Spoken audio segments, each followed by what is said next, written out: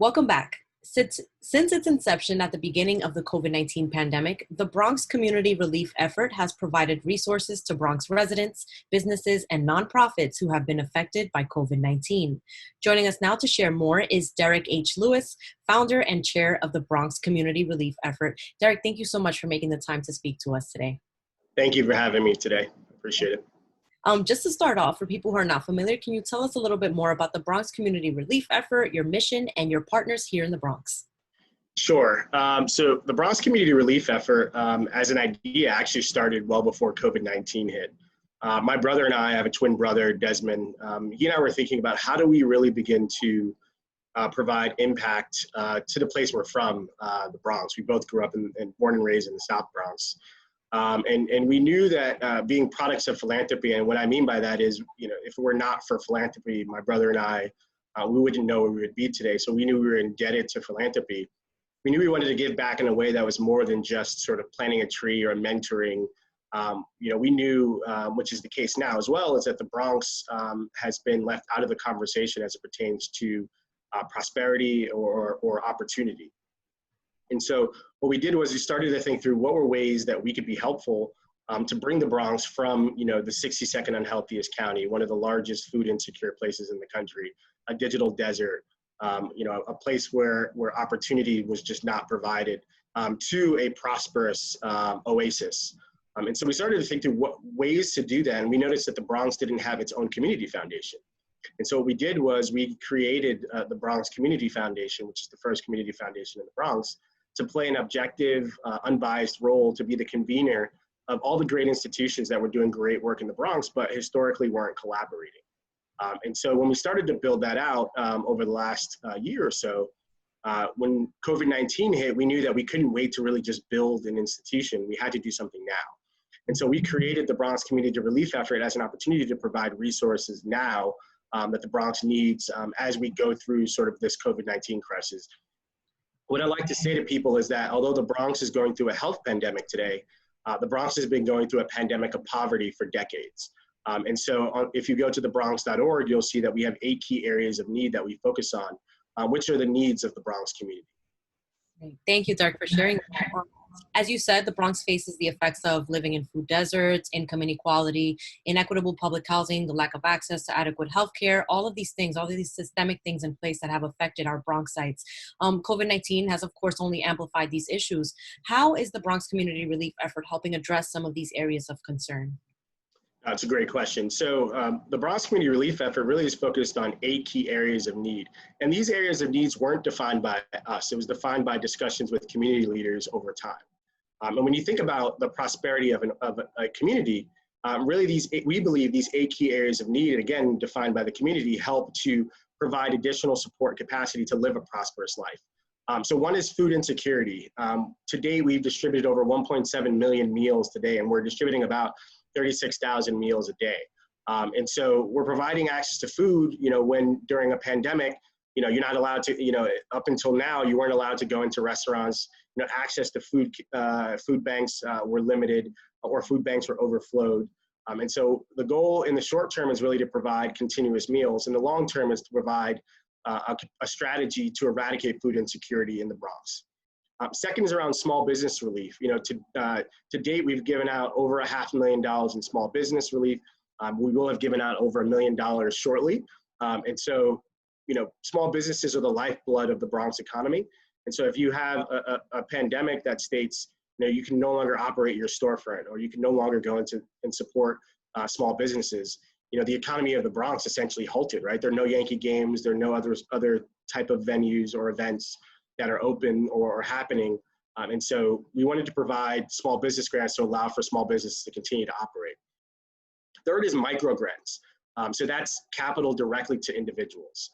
And by the end of this month, we will have distributed over $2 million, I should say, in micro grants.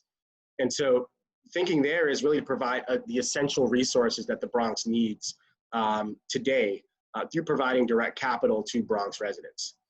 The next is PPE. We've given over 1 million PPE items, and the value of that is pretty significant. First responders and frontline responders essentially are saving our city. We need to ensure that those individuals are going out and doing their day-to-day jobs and being protected. And so, we've distributed over 1 million PPE items. That's masks, gloves, visors, hand sanitizer, et cetera. The next is nonprofit economic relief. Nonprofits are the largest employers in the Bronx. And so providing support to nonprofits, which provide a great resource to the Bronx, was critical for us as pertains to relief. And so we'll continue to provide nonprofit support to nonprofits. And we actually have initiated our next round of nonprofit grants on the Bronx.org. The next is education, connectivity, and technology.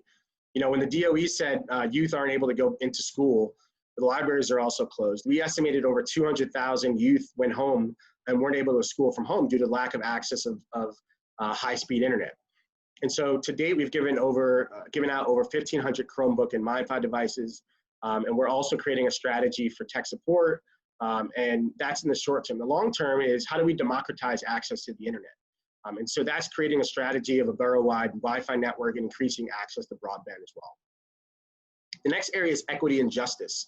The Bronx is, has been a place where equity and justice has been essentially lacking for our constituents in our community. And so, when you have the Bronx being, recently being sort of a source of stop and frisk, now you have cases where people are being stopped because they don't have masks. And when you create a scenario where you have people that are continuously being put into positions where they're not being treated fairly, we wanted to ensure that, one, we produced Know Your Rights videos so people know what rights they have during a pandemic and really outside of a pandemic.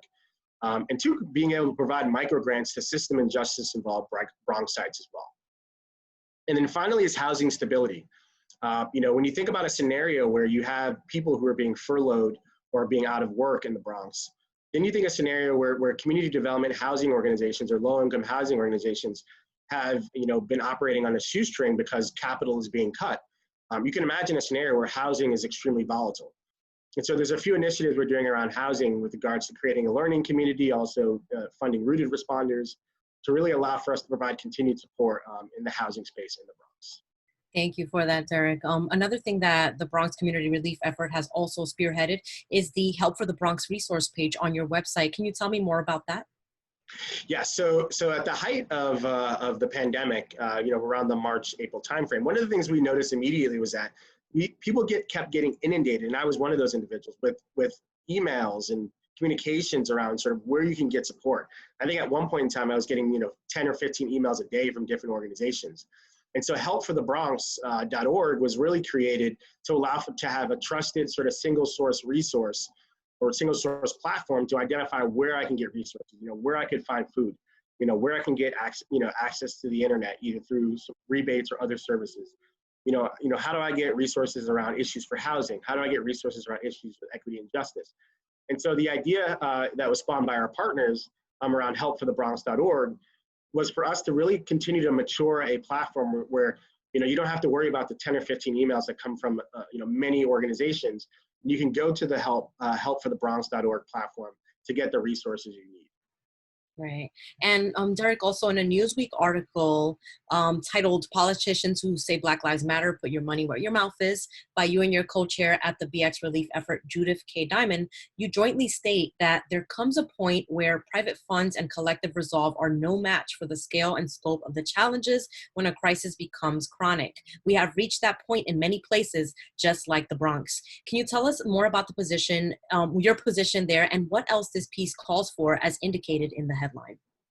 Sure. So when you think about the decades-long issues in places like the Bronx, continuously to be food insecure, one of the poorest communities, not only in New York, but the 2010 census says the Bronx, specifically the part of the South Bronx, is one of the poorest communities in the country. There comes a point in time where, it's not just enough to have philanthropic dollars to communities like the Bronx. There has to be a public-private partnership that also includes resources and capital from the public sector to augment philanthropic dollars.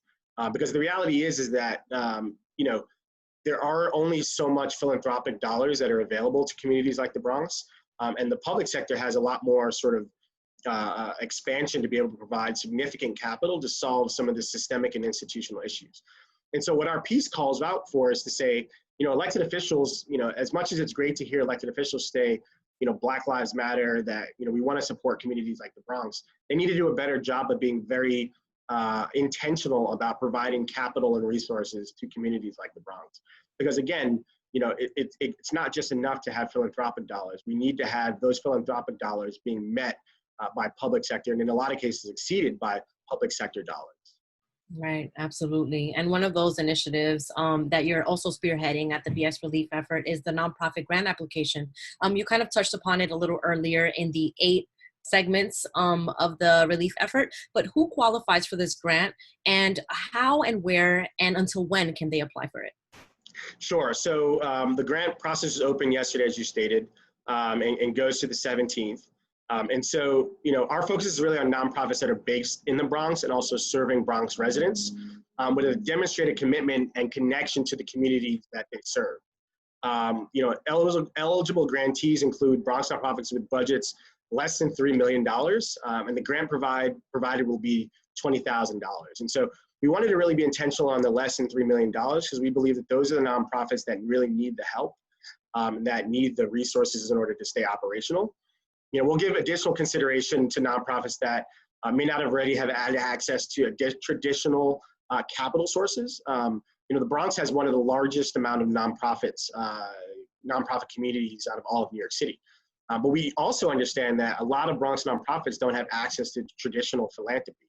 And so we really will as we think about our process for selecting grantees, is really have a rubric around, what organizations have access to traditional philanthropy, what organizations don't have access to traditional philanthropy.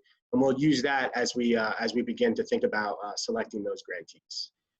Thank you so much, Derrick, and thank you for your work here in the community that you were raised in, born in. Also, just to wrap up, how can people get in touch, get resources and support through the BX Relief effort at this time? Sorry. Sure. So I would encourage your listeners and your viewers to go to thebronx.org, thebronx.org. That's our primary platform to reach out to us. We can also be followed on social media, on Instagram, Facebook, Twitter, even LinkedIn at BX Relief Effort, at BX Relief Effort. We respond to all communications that come through all of those mediums. And obviously, as you're building out a relief effort and as we move to the foundation, we encourage the community to really provide feedback and input in what we're doing. We will always be a community-driven initiative. The community needs will always be at the top of our mind and drive our strategy and how we execute. So we encourage the community to stay connected and communicate with us as often as possible. Thank you again for your time. No problem. Thank you for the opportunity to talk with you today. Of course.